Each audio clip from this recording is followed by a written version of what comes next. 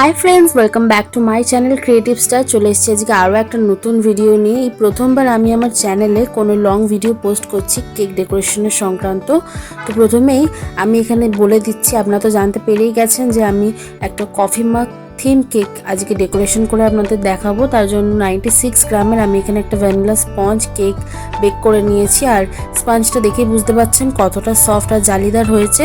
আপনাদের যদি স্পঞ্জের রেসিপিটা লাগে অবশ্যই আপনারা কমেন্ট করবেন, আমি কিন্তু রেসিপিটা খুব তাড়াতাড়ি পোস্ট করে দেবো। তাহলে তো এখানে স্পঞ্জটাকে আমি 2 লেয়ারে কাট করে নিয়েছি। এটা ছিল একটা চকো ভ্যানিলা ফ্লেভারের কেক, তাই জন্য স্পঞ্জটাকে আমি ভ্যানিলা বেক করেছি। আর এখানে ভ্যানিলা ক্রিমের সাথে চকলেট গানাশ মিক্স করে আমি কিন্তু চকলেট ক্রিমটা বানিয়ে নিচ্ছি। প্রত্যেক লেয়ারটাকে আমি এইভাবে কভার করে নেব। তো এবার আমি এখানে সেকেন্ড লেয়ারের কেকটা এখানে দিয়ে দিচ্ছি। আবার আমি সুগার সিরাপ দিয়ে কিন্তু শোকিং করে নিচ্ছি। তারপর কিন্তু আমি আবার সেম প্রসেসটা রিপিট করব। প্রথমে দিয়ে দিচ্ছি ভ্যানিলা ক্রিম, তারপর আমি এখানে দিয়ে দিচ্ছি চকলেট গানাশ। আবার দুটোকে একসাথে খুব ভালো করে মিক্স করে আমি কিন্তু এখানে চকলেট ক্রিমটা বানিয়ে নিচ্ছি। তো আপনারা চাইলে ডাইরেক্ট এইভাবেও কিন্তু চকলেট ক্রিমটার মধ্যে অ্যাপ্লাই করে নিতে পারেন। আমি প্রথমে উপরটা ইভেনলি স্প্রেড করে নিয়েছি ক্রিমটা, তারপর সাইডটাকেও খুব ভালো করে ক্রিম দিয়ে কিন্তু আমি কভার করে নিচ্ছি।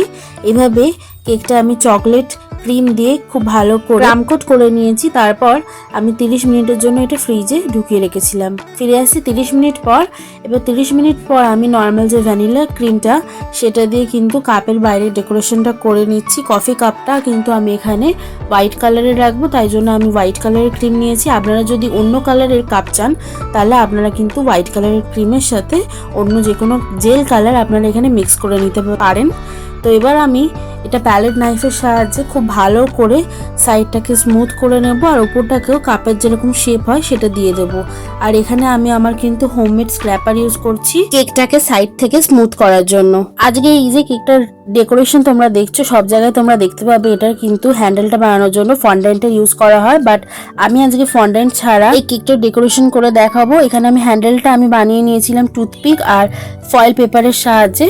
আর এখানে আমি টুথপিক দিয়ে খুব ভালো করে অ্যাটাচ করে নিয়েছি। তারপরে আমি অ্যালুমিনিয়াম ফয়েলটাকে খুব ভালো করে ক্রিম দিয়ে কভার করে খুব ভালো মতন স্মুথ করে নিয়েছি।